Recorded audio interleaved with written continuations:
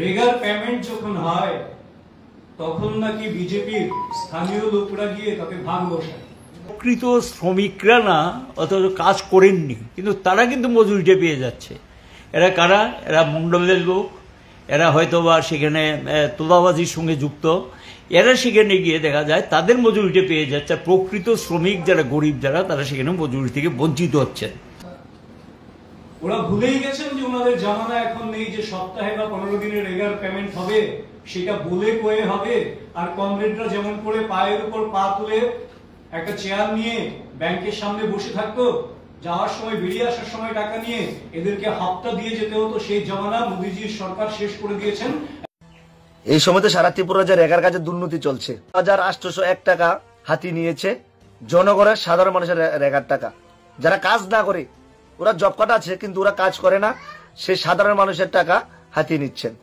যারা ন্যায্য শ্রমিক, রেগার কাজ করে, রেগার শ্রমিক, তারা কাজ করে দেখা গেছে তারা মজুরি পাচ্ছে না ঠিক মতন, তারা ঠিক মতন বকেয়া টাকা পাচ্ছে না। কিন্তু নেশা সামগ্রী তো ধরা পড়ছে প্রচুর পরিমাণে, কিন্তু সামগ্রীগুলি যায় তো। আজকে আমরা সমস্ত যুব ভাইরা এসে আজকে আমরা হাতে হাতে ধরতে পেরেছি। প্রত্যেকটি রুমে, ওনাদের বাড়িতে প্রত্যেকটি রুমে আমরা গোটা আমরা সংগ্রহ করেছি, আমরা দেখতে পাচ্ছি। এবং পুরো পরিবার মিলে এটি সংগঠিত এই ব্যবসাটি সংগঠিত করছে।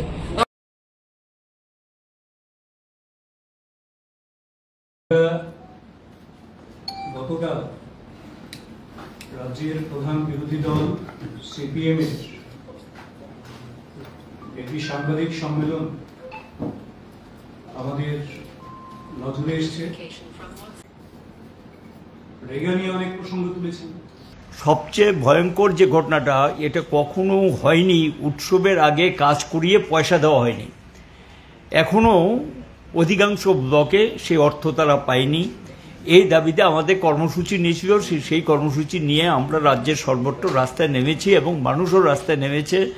এবং সংগঠিতভাবে আমরা যেমন নেমেছি, যারা এটা দাবিদার, যারা কাজ করেছেন টাকা পায়নি, তারাও সেখানে গিয়ে কোথাও ব্লকে তাল্লা দিয়েছেন, কোথাও পঞ্চায়েতে তাল্লা দিয়েছেন, কোথাও ভিলেজ কমিটিতে তাল্লা দিয়েছেন এই দাবিতে। এবং এই লড়াইটা যখন চলছে, এটাকে আটকানোর জন্য একটা চেষ্টা তাদের দিক থেকে লক্ষ্য করা যাচ্ছে। এবং সেখানে দেখা যাচ্ছে যে প্রকৃত শ্রমিকরা না অথচ কাজ করেননি, কিন্তু তারা কিন্তু মজুরিটা পেয়ে যাচ্ছে। এরা কারা? এরা মণ্ডলের লোক, এরা হয়তোবা সেখানে তোলাবাজির সঙ্গে যুক্ত। এরা সেখানে গিয়ে দেখা যায় তাদের মজুরিটা পেয়ে যাচ্ছে। প্রকৃত শ্রমিক যারা গরিব যারা, তারা সেখানে মজুরি থেকে বঞ্চিত হচ্ছেন। আমরা এগুলো নিয়ে দৃষ্টি আকর্ষণ করার পরও কোনো ব্লকে কিছু পেমেন্ট করেছে, কিন্তু অধিকাংশ ব্লকে এখনো সেই পেমেন্ট হয়নি। প্রসঙ্গ তুলতে গিয়ে একেবারে গল্পের গরু গাছে চড়িয়ে দেওয়ার মতন ব্যবস্থা করেছে। কি বললেন? রেগার পেমেন্ট যখন হয় তখন নাকি বিজেপির স্থানীয় লোকরা গিয়ে তাতে ভাগ বসায়। ওরা ভুলেই গেছেন যে ওনাদের জামানা এখন নেই যে সপ্তাহে বা 15 দিনের রেগার পেমেন্ট হবে, সেটা বলে কয়ে হবে। আর কমরেডরা যেমন করে পায়ের উপর পা তুলে একটা চেয়ার নিয়ে ব্যাংকের সামনে বসে থাকতো, যাওয়ার সময় বেরিয়ে আসার সময় টাকা নিয়ে এদেরকে হাপ্তা দিয়ে যেতে হতো, সেই জামানা মোদিজির সরকার শেষ করে দিয়েছেন। এখন ডিবিটি হয়ে গেছে, বছরে যত কাজ হবে ডাইরেক্ট অ্যাকাউন্টে টাকা ট্রান্সফার হয়। কাজে গল্পের গরু গাছে চড়িয়ে ওনারা বিভ্রান্ত করার এই অপপ্রয়াস পর্যন্ত করেছে। এই সময়তে সারা ত্রিপুরা যে রেগার কাজে দুর্নীতি চলছে, তার পাশাপাশি আমি কিছু তথ্য সহকারে প্রমাণ আপনাদের সামনে তুলে দিচ্ছি। প্রথমত হচ্ছে পূর্ব দোলপ্রাণ গ্রাম পঞ্চায়েতের যিনি উপপ্রধান অঞ্জন দাস, ওনার মায়ের নাম মায়ারানী দাস, পূর্ব দোলপ্রাণ 3 নম্বর ওয়ার্ডের, জব কার্ড নাম্বার 63। 2024-25 অর্থবৎসরে 10টি কাজের থেকে 13,801 টাকা হাতি নিয়েছে জনগণের, সাধারণ মানুষের রেগার টাকা। যারা কাজ না করে, ওরা জব কার্ড আছে কিন্তু ওরা কাজ করে না, সেই সাধারণ মানুষের টাকা হাতিয়ে নিচ্ছেন। দ্বিতীয়ত হচ্ছে বরদোয়ালের যিনি উপপ্রধান আবু তাহের মজুমদার, একজন শিক্ষক ছিলেন, রিটায়ার্ড পারসন এখন। ওনার